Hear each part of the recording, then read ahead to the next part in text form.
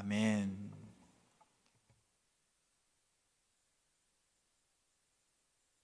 말씀은 디모데전서 1장 12절부터 17절입니다.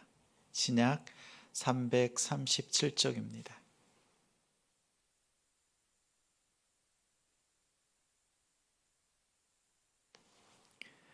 디모데전서 1장 12절부터 17절까지입니다. 한 절씩 교독하겠습니다. 나를 능하게 하신 그리스도 예수 우리 주께 내가 감사함은 나를 충성되이 여겨 내게 직분을 맡기심이니 내가 전에는 비방자요 박해자요 폭행자였으나 도리어 긍휼을 입은 것은 내가 믿지 아니할 때에 알지 못하고 행하였음이라. 우리 주의 은혜가 그리스도 예수 안에 있는 믿음과 사랑과 함께 넘치도록 풍성하였도다.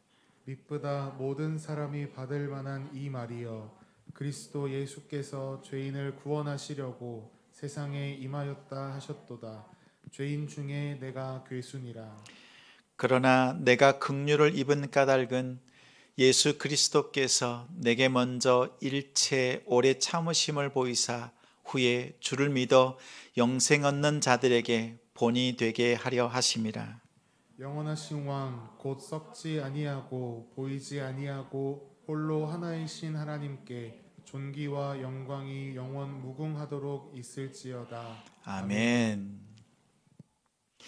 직분을 맡기신 이유, 직분을 맡기신 이유라는 제목으로 말씀 전하겠습니다. 두 사람이 있습니다. 한 사람은 건강을 잃고 난 뒤에 기적적으로 치료받았습니다.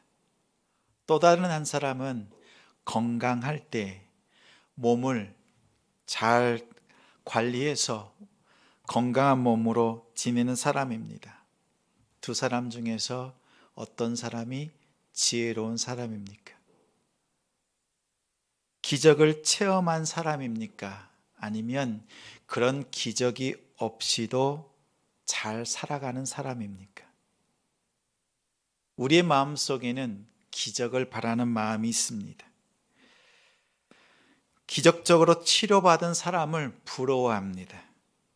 그러나 평소에 건강관리를 잘 하는 사람, 예방하는 사람이 지혜로운 사람입니다.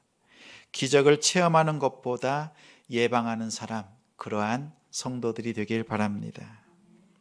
바울은 디모데에게 편지를 보냈습니다. 디모데는 에베소 교회의 목회자의 직분을 감당했습니다. 그에게 편지를 보내면서 예방책으로 그리고 당면한 문제들을 놓고 어떻게 처신해야 되는지를 가르쳤습니다.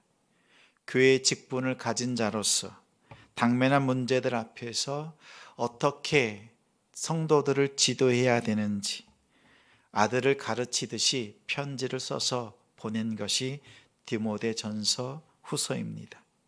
특히 자신이 경험한 것, 복음 중에서 복음, 어떻게 복음으로 양육해야 되는지를 아비의 심정으로 편지를 써서 보냈습니다. 오늘 말씀을 통해서 교회의 직분의 의미를 바르게 알고 또 그렇게 바르게 실천할 수 있는 성도들이 되길 바랍니다. 또한 직분을 맡은 성도는 그 직분을 어떻게 감당해야 되는지 말씀을 통해서 살피고 점검하는 시간이 되길 소망합니다. 12절에 보니 바울에게는 세 가지 일이 일어났습니다. 그리고 그는 감사했습니다. 보니까 나를 능하게 하신, 나에게 능력을 주셨다는 뜻입니다. 나를 충성되이 여겨, 나를 충성스럽게 여기셨다고 합니다. 내게 직분을 맡기셨다. 나에게 직분을 주셨다는 말입니다. 이 세 가지는 각자 다른 것 같지만 같은 의미를 담고 있습니다. 예수 그리스도께서 복음을 전할 능력을 주셔서 충성스럽게 감당하게 하시고 끝까지 직분을 잘 감당하게 되었다는 감사의 고백입니다. 이 세 가지를 예수 그리스도께서 주셨다. 예수님께 감사를 드린다는 고백입니다. 한마디로 디모데야, 너도 이와 같은 직분을 받았으니 나와 같이 감사하고 또 감사하자는 권면이었습니다. 바울이 감사한 직분은 어떤 것일까요? 직분은 헬라어로 디아코니아라고 합니다. 시중 들다, 봉사하다, 관리하다 라는 뜻이 있습니다. 또 다른 뜻이 하나 더 있습니다. 사명이라는 뜻도 이 안에 담겨 있습니다.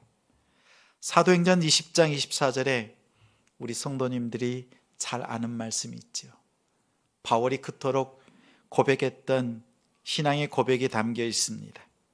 내가 달려갈 길과 주 예수께 받은 사명 곧 하나님의 은혜의 복음을 증언하는 일을 마치려 하면은 나의 생명조차 조금도 귀한 것으로 여기지 아니하노라.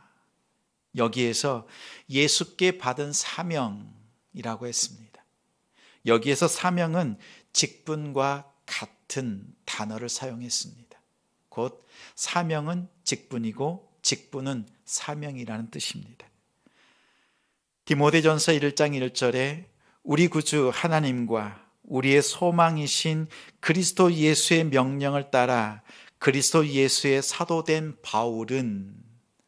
사도 바울은 자신을 소개할 때 복음을 전하는 사도가 된 것은 하나님의 명령이었다. 하나님의 부르심이었다라고 말합니다. 다시 말해서 직분이란 하나님이 주신 사명입니다. 하나님의 명령입니다. 하나님의 부르심입니다. 그러면 하나님께서 왜 이러한 직분을 맡기시고 또한 우리에게 주십니까? 구약에서 보면 출애굽기 18장에 직분이 나옵니다. 모세의 장인이었던 이드로가 출애굽해서 광야 생활을 하고 있는 모세와 이스라엘 백성들을 찾아왔습니다. 가만히 보니 모세는 백성들을 재판을 하고 재판을 기다리는 백성들은 하루 종일 기진맥진해 있습니다. 이러한 재판하고 있는 모세를 바라보면서 이런 말을 합니다. 혼자서는 감당할 수 없다. 이 일은 잘못된 일이다 라고 말합니다. 그리고 능력 있는 사람들을 세워서 그 일을 감당하라고 말합니다. 모세는 그 조언을 듣고 10부장, 50부장, 100부장, 1000부장을 세워서 모세가 하던 일을 대신하게 했습니다. 신약 성경에 보면 사도행전 6장에 교회가 시작할 때 구제 사역이 활발했습니다. 그런데 헬라 지역에서 온 과부들이 구제의 대상에서 자주 누락되는 일이 벌어지자 원망이 생겼습니다. 이 일로 12사도가 모여서 사역의 우선순위를 정했습니다. 제자들은 말씀 전하는 일에, 기도하는 일에 힘쓰고 집사들을 세워서 성도들의 구제 사역을 돕는 일을 맡기기로 했습니다. 제자들이 하던 일을 대신하게 했습니다. 이러한 배경을 가지고 직분이 생겼습니다. 직분은 구약의 이스라엘 백성들의 공동체와 신약의 교회 공동체, 이러한 믿음의 공동체를 세우기 위해서, 섬기기 위해서 주신 것이었습니다. 직분에는 특징이 두 가지가 있습니다. 먼저 개인의 유익보다 공동체의 유익을 위한 것이었습니다. 또 하나는 다른 누군가를 대신해서 수고하는 것입니다. 공동체의 유익을 위해서 또 다른 누군가를 대신해서 수고하는 것이 직분입니다. 공동체 안에 부족한, 연약한 부분들이 있습니다. 이런 것도 저런 것도 부족합니다. 그런 것들이 보이고 생각이 들면 그 자리를 누가 채워야 합니까? 하나님께서 보게 하시고 느끼게 하신 그 부족한 부분들을 나 자신이 먼저 채우도록 보여주시는 부분들입니다. 다른 사람을 대신해서 먼저 섬김을 통해서 공동체를 세워갈 수 있습니다. 여러분을 위해서 더 나아가 공동체의 유익을 위해서 직분을 사용하시는 성도님들이 되시기를 바랍니다. 직분은 또한 어떤 자격으로 또 어떤 사람들에게 주어집니까? 12절에 보니 내게 직분을 맡기심이니, 예수님께서 바울에게 직분을 맡기셨다고 합니다. 여기서 맡겼다는 것은 세우다, 임명하다, 지정하다라는 뜻입니다. 13절에 보니 바울은 자신이 그리스도를 만나기 전에 있었던 일을 간증합니다. 비방자요, 박해자요, 폭행자였다고 말합니다. 비방자는 말로 예수 그리스도를 험담하는 것입니다. 신성 모독자라는 뜻이 담겨 있습니다. 박해자는 행동으로 교회를 핍박하는 것입니다. 폭행자는 생각까지도 거만하고 불손한 사람을 말합니다. 이 세 가지에는 말과 행동 그리고 생각까지도 예수 그리스도를 미워했던 자신의 과거를 들추었습니다. 이런 사람이 예수님을 믿게 되었다는 것은 상상할 수 없는 일이었습니다. 바울이 고백한 것처럼 괴수 중에 괴수, 괴물 중에 가장 큰 괴물이 있다면 자신이라고 말했습니다. 이 말은 하나님께서 이렇게 죄가 많은, 하나님 앞에서 비방했고 박해했고 폭행했던 이런 나도 구원하신 하나님이신데 하나님께서 구원하지 못할 영혼이 어디 있겠습니까? 라는 간증입니다. 특히 직분은 14절 말씀처럼 주의 은혜 가운데 맡겨주신 것입니다. 하나님께서 은혜 가운데 맡겨주신 것이 직분입니다. 값을 치르고 얻는 것이 아닙니다. 성도님들은 잘 기억해 주세요. 은혜로 얻는 것이 직분입니다. 값을 치르고 얻는 것이 아닙니다. 권사, 안수집사, 장로라는 직분을 받을 때 임직, 감사, 헌금을 강제로 할당하는 교회들이 있습니다. 교회의 전통이라고 관례라고 말합니다. 잘못된 관습이요 죄악입니다. 임직 감사 헌금이 교회를 유지하는 데는 도움이 될지 모르지만 교회를 거룩하게 하지는 못합니다. 오히려 믿음의 공동체를 어지럽히고 더럽히는 경우가 허다합니다. 많은 성도들의 시험을 들기도 합니다. 그럼에도 불구하고 이러한 관습이 근절되지 않는 이유가 있습니다. 심리적인 성취감 때문에 그렇습니다. 우리 인생은 나의 수고, 나의 노력, 나의 헌신이 수반될 때 내가 하나님 앞에 드린 것, 그것에 가치를 두는 습성이 있습니다. 내가 헌신한 것에 그것을 통해서 성취감을 느낍니다. 헌금을 드렸으니 나는 직분을 받을 자격이 있다고 생각합니다. 분명 직분은 은혜를 통해서 받는 것인데 그 은혜가 사라집니다. 내가 하나님 앞에 드린 것, 내가 하나님 앞에 충성한 것으로 받은 것이라고 생각합니다. 어느새 교회 직분이 돈을 내고 죄를 사면받는 면죄부가 되어버렸습니다. 이것은 자신을 속이고 하나님을 기만하는 행위입니다. 우리 남동탄 지성교회는 임직 감사 헌금의 관례를 따르지 않습니다. 앞으로 좋은 집사님, 권사님, 장로님을 세워갈 때 하나님의 이름으로 포장해서 그러한 헌금을 강요하지 않겠습니다. 대신 이렇게 하겠습니다. 구약의 제사장들이 백성들이 드리는 헌물을 살핍니다. 자신의 형편을 따라서 황소를 드리고 양과 염소를 드렸습니다. 조금 형편이 어려운 가정은 비둘기를 하나님께 드렸습니다. 이때 제사장들이 살핍니다. 얼마나 큰 것을, 얼마나 많은 것을 드렸느냐를 살피지 않았습니다.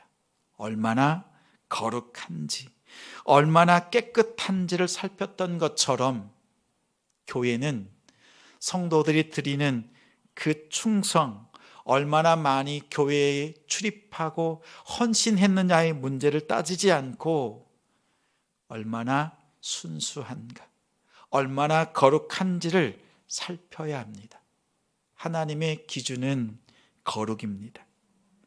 그것이 헌금이든지 사람이든지 깨끗함을 보십니다. 우리 성도들에게 당부합니다. 순도 높은 예배, 순도 높은 헌물을 드리는 성도가 되어야 합니다. 직분자의 기준이 있습니다. 출애굽기 18장 21절에 모세가 10부장, 50부장, 100부장, 1000부장을 세울 때 능력 있는 사람을 세우고 그에게 그러한 직분들을 주었습니다. 여기서 능력이란 성경이 밝히 말합니다. 하나님을 두려워하는 능력, 진실한 능력, 불의한 이익을 미워하는 능력입니다. 성도님들에게 이 능력이 있습니까? 이 능력이 참다운 능력입니다. 사도행전 6장에 성령과 지혜가 충만하여 칭찬받는 사람을 택해서 집사 직분을 주었습니다. 여러분에게 하나님 앞에서 칭찬받는 일이 있습니까? 교회 안에서 칭찬받는 성도입니까? 세상 속에서도 칭찬받는 성도입니까? 그러면 이 직분을 받을 만합니다. 교회 직분은 하나님의 뜻에 우선순위가 분명한 사람, 삶의 고백이 선명한 사람, 신앙 고백이 확고한 사람이 세워져야 합니다.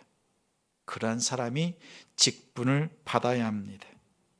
10부장, 50부장, 100부장, 1000부장, 집사, 권사, 장로, 목사라는 직분은 사역적인 직분입니다. 이러한 직분들은 교회를 세워가는 사역의 직분입니다. 이러한 직분보다 더 고귀한 직분이 있습니다. 더 고귀한 직분, 본질적인 직분이 있습니다. 고린도전서 1장 2절입니다. 화면을 보면서 함께 말씀을 읽겠습니다. 고린도에 있는 하나님의 교회, 곧 그리스도 예수 안에서 거룩하여지고 성도라 부르심을 받은 자들과 또 각처에서 우리의 주, 곧 그들과 우리의 주 되신 예수 그리스도의 이름을 부르는 모든 자들에게, 바울은 고린도 교회에게 보낸 편지에서 서두에서 말합니다. 우리는 성도입니다. 우리의 가장 고귀한 직분은 두 가지가 있는데, 첫째, 성도라는 직분이 있습니다.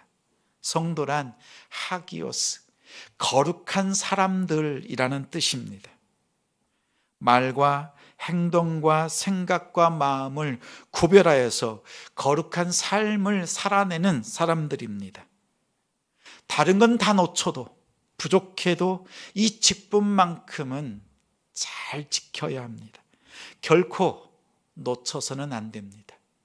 왜냐하면 하나님 앞에 드려지는 제물이 거룩한 것처럼 하나님 앞에 드려지는 우리 자신이, 우리의 삶이 거룩하지 못하면 하나님 앞에 드리는 이 예배가 헛것이 되기 때문입니다. 하나님 앞에 드려지는 우리의 삶, 거룩함으로 드리는 그러한 성도가 되길 바랍니다. 또 다른 직분이 있습니다. 화면의 말씀을 보고 함께 읽겠습니다. 빌립보서 2장 15절 말씀입니다.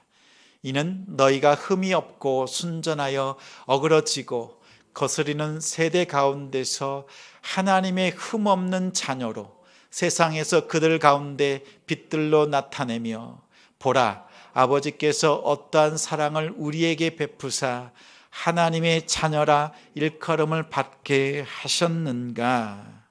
아멘. 두 번째는 하나님의 자녀라고 하는 직분입니다. 하나님의 자녀, 흠없는 자녀, 거룩한 자녀입니다. 하나님께서 이 세상 그 어디에 내놓아도 부끄럽지 않을 만한 자녀들, 너희들이 나의 자녀라고 하나님은 말씀합니다. 자신의 아들 예수 그리스도를 십자가에 내어주기까지 사랑하시고 구원하신 존재가 바로 여러분입니다. 예수님을 희생하기까지 구원하시기를 원하셨던 그 존재가 바로 여러분입니다. 가만히 생각해 보세요. 예수님이 그러면 더 좋다는 겁니까? 여러분이 더 좋다는 말씀입니까? 예수님을 희생하기까지 여러분을 구원하시기 원하셨던 그 하나님께서 여러분을 향해서 말씀합니다. 너희는 나의 흠없는 자녀니라. 너희는 하나님의 자녀라고 하나님 말씀하십니다. 우리의 모습에는요, 연약함밖에 없지요. 온통 죄의 상처밖에 없습니다. 그런데 예수님께서 십자가에 죽으시는 그 보혈로 찢기신 몸으로 우리의 상처를 다 덮으셔서 흠이 없다고 말씀하십니다. 그래서 우리가 하나님의 흠없는 자녀가 되었고 하나님의 백성이 되었습니다. 여러분은 하나님의 자녀입니다. 이 자리에 하나님의 직분을 받지 않은 사람이 없습니다. 여러분은 이 세상에서 가장 고귀한 직분을 받은 성도입니다. 하나님의 자녀입니다. 이 직분을 잘 지키고 사용하시는 여러분들이 되길 바랍니다.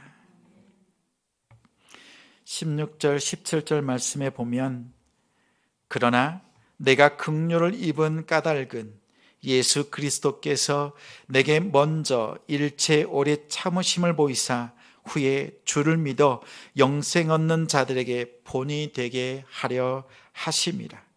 영원하신 왕 곧 썩지 아니하고 보이지 아니하고 홀로 하나이신 하나님께 존귀와 영광이 영원 무궁하도록 있을지어다. 아멘. 바울은 디모데에게 편지를 보내면서 이렇게 자신의 간증을 마치면서 아멘으로 권했습니다. 바울은 이렇게 권합니다. 정말 직분이란 어떻게 사용해야 되는가?